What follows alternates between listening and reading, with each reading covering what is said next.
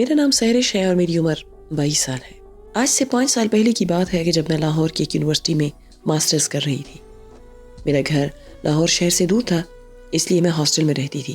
Hostel کے ماحول میں زیادہ سختی نہ ہونے کی وجہ سے ہم کافی ریلیکس محسوس کرتے تھے۔ ہاسٹل میں اپنے فری ٹائم میں سوشل میڈیا کا استعمال بہت زیادہ کرتی تھی۔ میں گھنٹوں انسٹاگرام پہ لگی رہتی۔ باقی لڑکیوں کی طرح مجھے بھی انسٹاگرام پر بہت سارے لڑکوں کے میسج آتے تھے۔ اکثر میں اپنی دوسری دوستوں کے ساتھ مل کر ان میسیجز کو پڑھتی تھی اور ہم سب مزے لیتے۔ ایک دن ایک لڑکے نے مجھے انسٹاگرام پہ میسج کیا اور صاف صاف بولا کہ میں نے آپ کو یونیورسٹی میں دیکھا ہے اور میں آپ کو بہت پسند کرتا ہوں اور میں آپ سے بات کرنا چاہتا ہوں۔ میں نے اس سے کہا کہ اگر آپ کا دوبارہ میسج آیا تو اچھا نہیں ہوگا، لیکن وہ لڑکا مجھے روزانہ میسج کرتا تھا۔ آخر میں نے اس کے میسج کا جواب دینا چھوڑ دیا۔ کافی دن تک میسیجز کرنے کے بعد وہ لڑکا اچانک سے غائب ہو گیا۔ جب کچھ دنوں تک اس کا میسج نہ آیا تو مجھے حیرانی ہوئی کہ آخر سے کیا ہو گیا ہے۔ پھر میں نے آخر سے ایک دن میسج کیا اور پوچھا کیا ہوا۔ اس لڑکے نے ایک دن بعد جواب دیا، کہنے لگا میں بیمار ہو گیا تھا۔ میں نے اس کی طبیعت کے بارے میں معلوم کیا اور خاموش ہو گئی۔ اس نے اگلے دن پھر دوبارہ مجھے میسج کیا، وہی بات کی کہ پلیز کل آپ مجھے یونیورسٹی کی کینٹین پہ مل لیں، پھر آپ کی مرضی بات کریں یا نہ کریں۔ پہلے تو میں نے اسے منع کر دیا، پھر میں نے سوچا کوئی بات نہیں، اس کو مل لینا چاہیے۔ کچھ دن بعد اس نے پھر سے ملنے کا بولا، جس پر میں نے کہا ٹھیک ہے ہم کل کینٹین پر مل لیں گے۔ میں صبح اٹھ کر پہلے سے زیادہ تیار ہوئی اور یونیورسٹی کی طرف چل پڑی۔ ہم نے دن 12 بجے کینٹین پہ ملنا تھا تو میں پورے ٹائم پر پہنچ گئی۔ جب میں وہاں پہنچی تو دیکھا کہ ایک بہت خوبصورت لڑکا میرے انتظار میں بیٹھا ہے۔ جب میں اس کے قریب پہنچی تو اس نے کھڑے ہو کر ہنستے ہوئے چہرے کے ساتھ میرا استقبال کیا اور مجھے بیٹھنے کو بولا۔ میں اس کے سامنے بیٹھ گئی۔ اس کا نام کامران تھا۔ انتہائی نفیس اور سمجھدار لڑکا معلوم ہو رہا تھا۔ میں نے جاتے ساتھ ہی سے کہا میرے پاس زیادہ ٹائم نہیں ہے، آپ نے جو بات کرنی ہے جلدی جلدی کریں۔ وہ لڑکا مسکراتے ہوئے بہت پیارے انداز میں بات کرنے لگا۔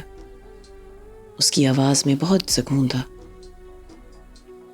ویسے تو میں اس کو پہلی بار مل رہی تھی، لیکن مجھے ایسا لگتا تھا جیسے میں اس کو کافی عرصے سے جانتی ہوں، بلکہ ایسا لگ رہا تھا جیسے میں اس کی خوبصورت آنکھوں میں کھو گئی ہوں۔ ہم کچھ دیر خاموش رہے اور ایک دوسرے کی طرف دیکھتے رہے۔ پھر کچھ دیر بعد وہ پھر سے بولنے لگ گیا۔ اس نے مجھ سے میرا واٹس ایپ نمبر معلوم کیا اور کہنے لگا کہ مجھے بہت اچھا لگے گا اگر آپ مجھ سے ایسے ہی ملتی رہیں۔ میں نے جواب دیا میں اس بارے میں سوچوں گی، سوچ کے بتاؤں گی آپ کو۔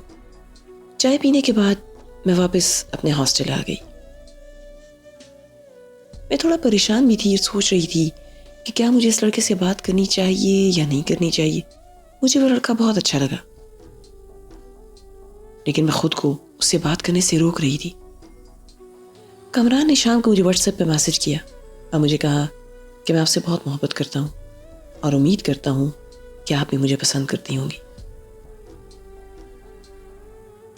میں نے اس کی بات سنی لیکن جواب نہیں دیا، خاموش رہی۔ میں رات بھر سوچتی رہی کہ اس کو کیا جواب دوں۔ میرے گھر والے میرا رشتہ خالہ کے بیٹے کے ساتھ کرنا چاہتے تھے اور میں کامران کو یہ بات بتانا چاہتی تھی۔ اگلے دن ہماری کال پہ بات ہوئی اور وہ مجھ سے دوبارہ ملنے کی بات کر رہا تھا۔ ہم دوبارہ ملے۔ کامران نے مجھے اپنے سامنے بٹھا کر مجھ سے محبت کا اظہار کیا اور میں نے محسوس کیا کہ وہ واقعی مجھ سے محبت کرتا ہے۔ اس کی محبت اس کی آنکھوں سے نظر آ رہی تھی۔ میں نے اس سے بتایا کہ ابھی میں نے آپ کے بارے میں ایسا کچھ نہیں سوچا، اور میں وہاں سے اٹھ کر اپنے ہاسٹل آ گئی۔ میرے دماغ میں بہت سے خیال آ رہے تھے۔ اس سے 2 بار ملنے کے بعد میں بھی اس سے محبت کرنے لگ گئی تھی، لیکن میں خود کو زبردستی ایسا کرنے سے روک رہی تھی۔ میرے دل اور میرے دماغ کی لڑائی جاری تھی۔ 2 دن بعد ہم دوبارہ ملے اور میں نے کامران کو سچ بتا دیا کہ میرے گھر والے میری شادی کہیں اور کرنا چاہتے ہیں۔ وہ بڑا پریشان ہوا، لیکن اس نے کہا کوئی بات نہیں، ہم دیکھ لیں گے۔ میں آپ سے محبت کرتا ہوں، آپ سے شادی بھی کرنا چاہتا ہوں۔ ہم کافی دنوں تک ایسے ملتے رہے اور کال پہ ہماری بات ہوتی رہی۔ اس طرح وقت گزرنے کے ساتھ ساتھ مجھے بھی اس سے محبت ہو گئی۔ اور میں نے اسے محبت کا اظہار بھی کر دیا۔ کامران میرے منہ سے محبت کا اظہار سن کر بہت خوش ہوا۔ ہم 2 سال یونیورسٹی میں رہے اور ایک دوسرے سے کینٹین پر اور کلاس ختم ہونے کے بعد ملتے رہے۔ ہم ایک دوسرے کے بہت قریب آ چکے تھے۔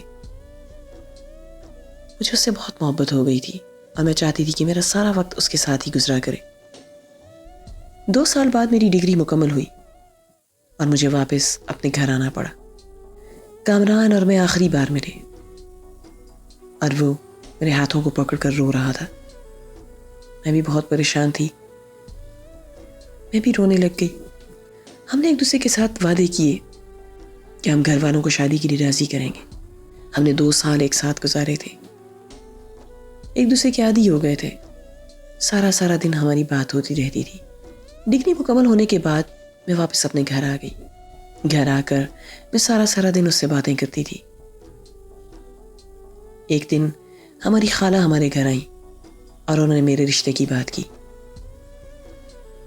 میری ڈگری تو مکمل ہو چکی تھی، اس لیے میرے گھر والوں نے فیصلہ کیا کہ میری شادی میرے خالہ کے بیٹے کے ساتھ جلدی طے کر دینی چاہیے۔ میں نے جب یہ بات سنی تو بہت پریشان ہوئی۔ میں نے فوراً یہ بات کامران کو بتائی۔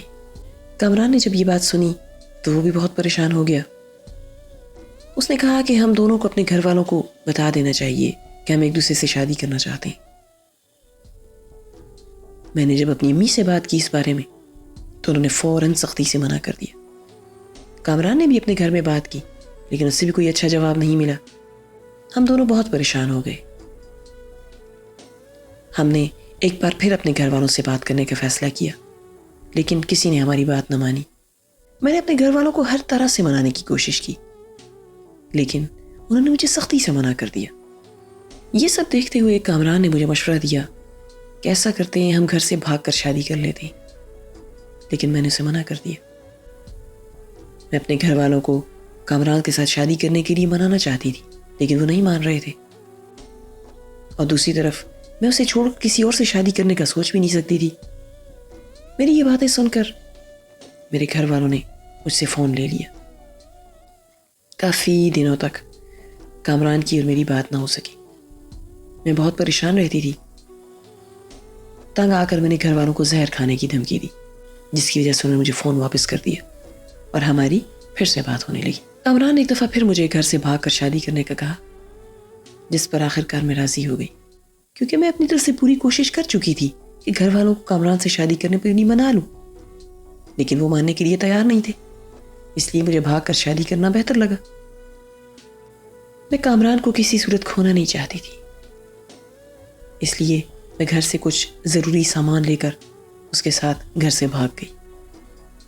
ہم گھر سے کافی دور کراچی آ گئے اور وہاں جا کر ہم نے نکاح کر لیا اور اس طرح ہماری کورٹ میرج ہو گئی۔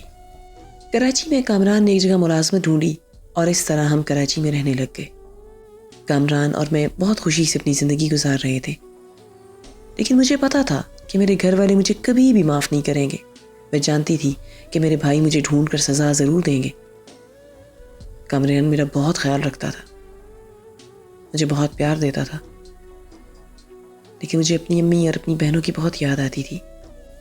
وقت گزرتا گیا اور ہماری شادی کو 2 سال گزر گئے۔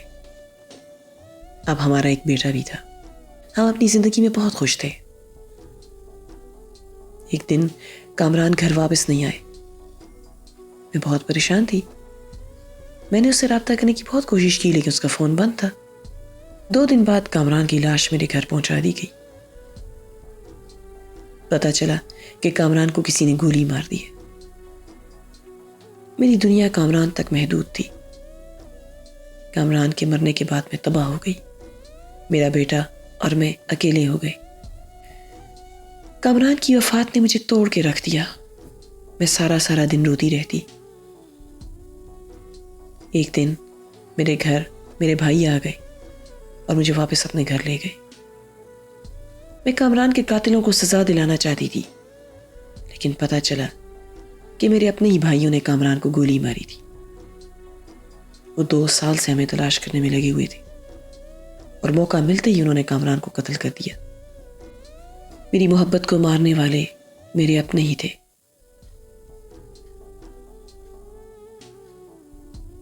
میں جانتی تھی کہ میرے بھائی کامران کو تکلیف پہنچائیں گے، کیونکہ ہمارے یہاں پسند کی شادی کی سزا موت ہوتی ہے۔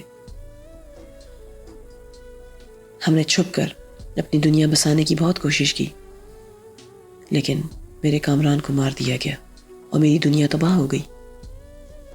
میرے گھر والے مجھے بہت تکلیف دیتے ہیں اور مجھے سماج کی طرف سے ایک بھاگی ہوئی لڑکی کے نام سے جانا جاتا ہے۔